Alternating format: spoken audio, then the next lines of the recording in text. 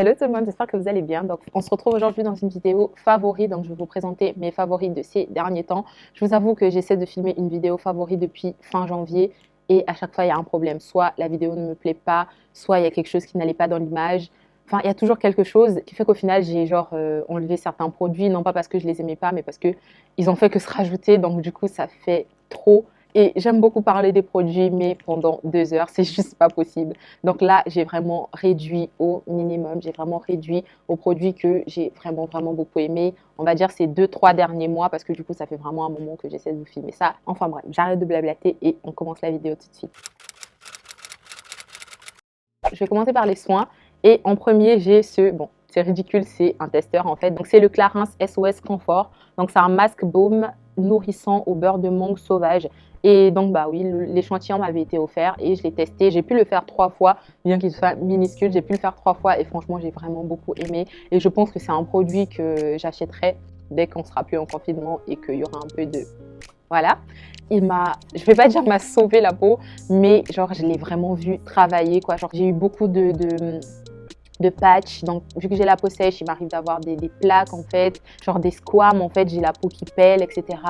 Et j'avais de l'eczéma ces derniers temps. Enfin là, c'est en train de partir doucement, mais c'est en train de partir.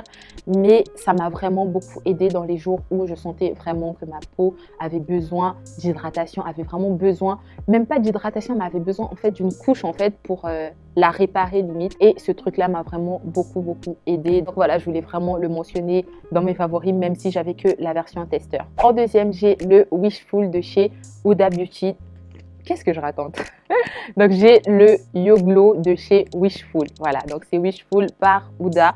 Et donc c'est un gommage enzymatique et moi en général je préfère les gommages enzymatiques parce que les gommages à grains sont souvent trop agressifs pour ma peau. Alors il ne faut pas en abuser parce que forcément au bout d'un moment quelque chose qui vous enlève les peaux mortes, ça va forcément être agressif si vous l'utilisez trop souvent en fait. Mais je peux vous dire que si vous utilisez 1-2 fois dans la semaine, franchement, vous allez déjà voir les résultats, donc ça ne sert pas d'en faire trop. Et celui-là, pour moi qui ai la peau sensible et toutes sortes de problèmes sur ma peau, je l'ai surkiffé. Genre, je ne pensais pas l'aimer autant parce que niveau gommage enzymatique, j'en ai testé plusieurs. Il me faisait un peu passer pour quelque chose genre de waouh, mais pour moi, ce n'était pas quelque chose de nouveau. Donc, je ne m'attendais pas à être impressionnée par ce produit, mais il m'a vraiment fait kiffer. Et au point où je l'ai utilisé partout, je l'ai utilisé sur mon visage, j'ai utilisé sur mes mains, j'ai utilisé en fait sur les zones où j'avais parfois des plaques, j'ai utilisé et ça m'aidait à enlever en fait la couche de peau supérieure et après je pouvais bien hydrater, mais c'était super, franchement j'ai kiffé. Je pense qu'il m'en reste plus énormément alors qu'en temps normal ce genre de choses, je les garde longtemps, mais c'est for sure un produit que je rachèterai dès que je pourrai parce que il m'a fait kiffer, en plus l'odeur est super. Donc si vous hésitez à tester ou si vous vous demandez si ça marche vraiment, voilà, ce produit marche vraiment. Après, je ne vais pas dire que genre c'est le meilleur sur le marché, vous pouvez en avoir d'autres qui fonctionnent mieux. Donc je ne vais pas vous inciter à acheter celui-là forcément, mais c'est des produits que je vous recommande. En tout cas, si vous avez l'habitude de faire des gommages à grains, essayez des gommages enzymatiques, je vous jure que ça va vous changer la peau et c'est tout bénef. Donc on va passer au make-up. Donc en premier, j'ai ma base de chez Milk, donc c'est la Hydro Grip Primer, donc c'est une base adhérente et cette base je ne pouvais pas l'enlever des favoris parce que c'est vraiment genre ma révélation de la fin de l'année 2019, début d'année 2020. Toute l'année 2019 je portais plus de base, c'est comme si j'y croyais plus, genre je me disais c'est une arnaque, c'est bon, parce que je voyais plus l'effet en fait des bases sur moi. Donc je me disais que ça ne servait à rien, donc j'avais arrêté d'utiliser. Et ma soeur est partie aux États-Unis, elle me l'a prise et franchement c'est l'une des meilleures bases que j'ai testées, mais de loin. Cette base me va super bien, elle ne me graisse pas la peau, parce que c'est pas parce qu'on a la peau sèche qu'on ne peut pas avoir des problèmes de gras genre sur la zone T, je préfère quand même le préciser, mais elle graisse pas, elle permet vraiment au maquillage d'adhérer, c'est une base qui est vraiment très collante en fait, donc ça permet vraiment au maquillage de genre sur votre peau, ça se colle bien sur votre peau là et ça bouge pas. Donc ensuite en deuxième base j'ai la Tatcha, donc celle-là en fait c'est comme si c'était logique quand je commandais la Milk de commander la Tatcha aussi parce que c'est les deux bases qui ont fait le buzz, je pense début d'année, non pas début d'année 2019, un peu avant quand même, ça a fait vraiment le buzz, genre c'était les deux bases qu'il fallait avoir, etc. Donc forcément, j'ai toujours voulu tester les deux, c'était l'occasion. Et cette base, je l'ai testée un peu plus tard, je l'ai testée après la Milk Et je dois avouer que j'ai une préférence pour la Milk, mais celle-là, elle est top aussi. Je l'aime vraiment beaucoup. Je vois en fait d'où vient le hype sur ces deux bases parce que elles sont en même temps différentes, mais en même temps, j'ai l'impression qu'elles agissent un peu de la même façon. Donc celle-là, elle se présente un peu sous forme de beurre comme ça, un peu solide. Et c'est vraiment une base qui va venir lisser votre peau, qui va flouter les pores. Et cette base, bizarrement, j'aime bien la porter quand je me maquille pas. Je trouve que quand je me maquille pas, elle rend vraiment bien. Elle a un joli rendu. La Milk aussi, mais je veux dire la Milk, en fait, le fait qu'elle soit collante, c'est comme si vous la voyez, si vous l'appliquez sans maquillage, vous voyez. Mais celle-là, sans maquillage, je trouve qu'elle s'applique super bien et tout le long de la journée, en fait, elle va rendre votre peau encore plus belle. En fait, vous aurez ce glow-là, mais sans avoir rien appliqué. C'est ça qui est super beau avec cette base-là. Et ce que moi, je vous conseille, c'est pas l'appliquer comme une crème, genre comme ça. C'est vraiment de tapoter et de faire rentrer dans votre peau.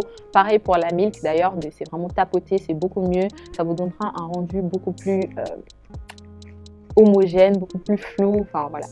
Donc ensuite, je vais vous parler de deux fonds de teint que pareil, je ne pouvais pas enlever de mes favoris parce que c'est mes favoris depuis des mois et j'arrive pas à m'en passer. Donc c'est ces deux fonds de teint là. Donc j'ai le Pat McGrath Skin Fetish en couleur 23 et le Fenty Beauty en couleur 385. Donc les deux, c'est des fonds de teint qui sont hydratants. Donc comme je vous ai dit, peau sèche, donc du coup, je préfère tout ce qui est lumineux, glowy, etc. J'évite un peu tout ce qui est mat, même si j'avoue que j'ai mes moments quand même. J'ai des moments où j'aime bien un bon fini mat, genre pas trop mat, mais genre semi-mat, genre ça, j'ai mes moments où j'aime bien. Mais sinon, en général, j'aime bien tout ce qui est fini glowy et lumineux. Donc ces deux fonds de teint là, je dirais qu'ils sont comparables et non.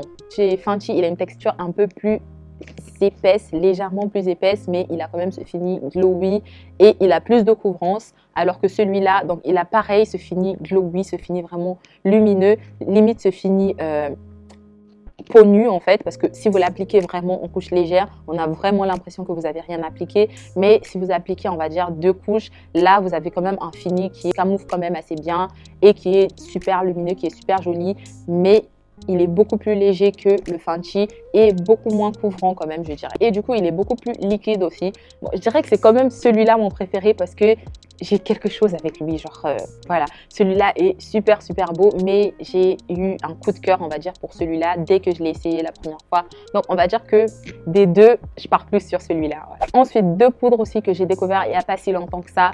Donc, c'est en premier la poudre de chez Pat McGrath. Donc, c'est la poudre libre, donc c'est la Skin Fetish Sublime Perfection. Donc moi je l'ai en teinte Light Medium 2 et cette poudre est super fine pour le contour des yeux. Donc quand je l'ai testée, j'hésitais avec celle de chez Hourglass parce que j'en avais beaucoup entendu parler aussi, mais j'ai quand même préféré tester celle-là parce que j'avais déjà le Skin Fetish en fond de teint, donc je me suis dit voilà, pourquoi pas. J'aime bien faire ça, genre mix matcher les produits, et j'ai pas été déçue de cette poudre. Donc je la place quand même pas devant ma Laura Mercier et ma poudre de chez Huda, mais on va dire qu'elle leur fait quand même une petite concurrence, voilà. Et contrairement à la Huda que j'aime beaucoup mais qui a une très forte odeur, celle-là au moins n'a pas d'odeur, donc il n'y a pas de problème à ce niveau-là. En deuxième, j'ai cette poudre de chez Charlotte Tilbury, donc c'est la Airbrush Flawless Finish. Donc je l'ai en teinte dark, donc c'est la numéro 3. Je crois qu'elle existe en 3 couleurs différentes.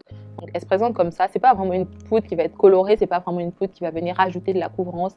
C'est vraiment une poudre que vous allez appliquer en finition ou pour fixer votre maquillage, mais sans rajouter une couche en fait par-dessus. C'est juste une poudre qui va venir vous donner un joli fini global de votre maquillage.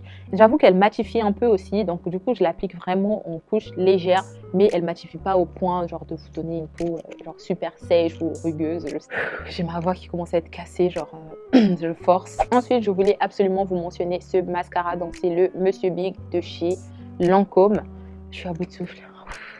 Donc le Monsieur Big, je connaissais déjà et j'aimais vraiment beaucoup, mais la formule originale en fait n'est pas top. Genre elle coule, ça met des paquets, etc. Genre c'est pas bien fait. Par contre la brosse et le rendu, mais canon. Et j'avais pris donc la version waterproof et c'est la meilleure chose que j'ai jamais faite. Genre j'abuse un peu, mais je ne regrette vraiment pas du coup de l'avoir acheté en version waterproof parce qu'elle rend super bien.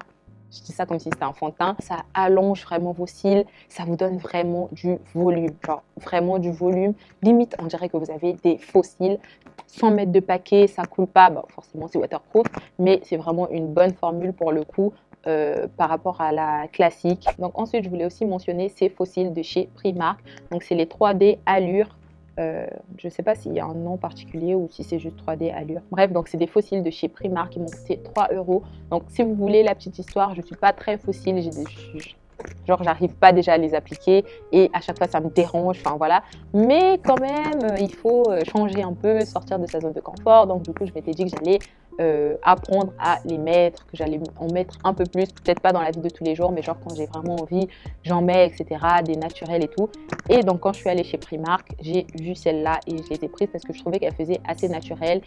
Et très franchement, grâce à ces fossiles-là, j'arrive à mieux les mettre, j'arrive à mieux appliquer des fossiles parce que en fait, je les ai pris, c'était pas cher, je me suis dit ça me permettra de m'entraîner et même si je les abîme, bah écoute, c'était que 3 euros et je regrette pas parce que ces fossiles sont super. Je trouve que ça a un joli rendu. C'est celle que je porte là aussi, donc j'avais pris 2 paires et je trouve que c'est un joli rendu, ça fait pas trop, ça fait super naturel, ça donne un effet cat eye. Donc j'avais coupé les extrémités, mais même sans couper, ça donnait déjà un petit effet cat eye, mais vraiment super naturel. Donc ces fossiles là, la bande elle est pas hyper épaisse, je pense qu'il y a plus fin, mais je trouve elle est quand même assez fine et donc facile à appliquer, etc. Donc voilà, je pensais ne rien avoir, mais au final me voilà à parler de 10 000 produits.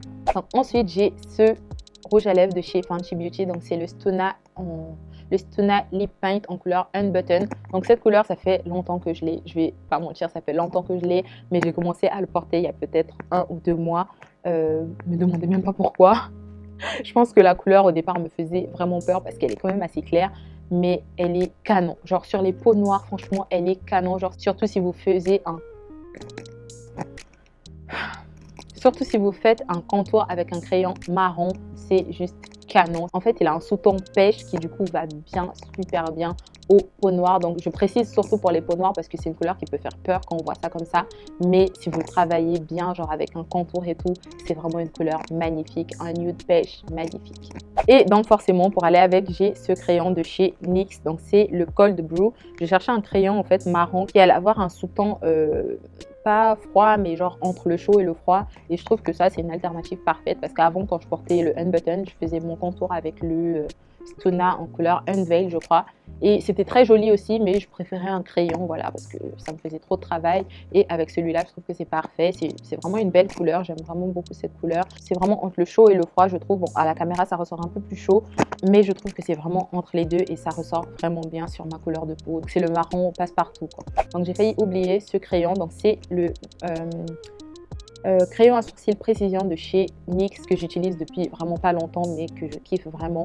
Je le connaissais pas et je l'ai découvert par hasard dans une vidéo. Donc c'est un crayon qui est super plat, super fin, je trouve. Bon, pas super fin, mais quand même très fin. Et je trouve que c'est super simple de faire ses sourcils avec ça, surtout si vous voulez faire un effet genre laminé avec des faux cheveux.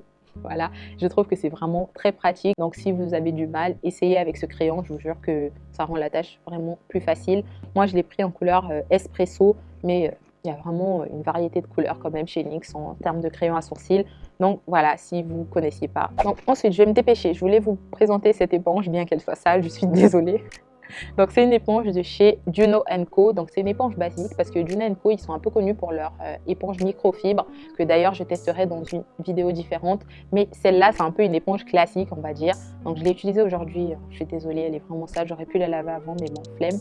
Cette éponge, franchement, elle m'a agréablement surprise parce que elle est super bien. Elle est super, genre moelleuse et tout. Elle applique bien votre fond de teint, elle absorbe pas, ça c'est important ça pour une éponge, elle absorbe pas du tout votre fond de teint. Je la classe vraiment au même niveau que mes Beauty Blender, alors que c'est rare que je le fasse. J'aime bien les éponges Real Techniques, etc. Je trouve qu'elles sont bien, mais je les place pas quand même au même niveau que les Beauty Blender. Mais celle-là, je trouve qu'elle fait totalement concurrence au Beauty Blender.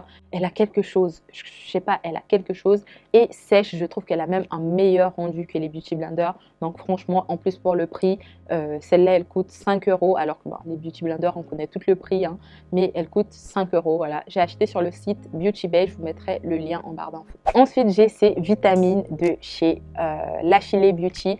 Et l'Achille Beauty, je pense que vous connaissez parce que ça a pété ces derniers temps. Tout le monde en parlait, on voyait ça partout. Au point même où on pouvait se demander si ça fonctionnait pour de vrai. Mais je vous assure, ça fonctionne vraiment pour de vrai.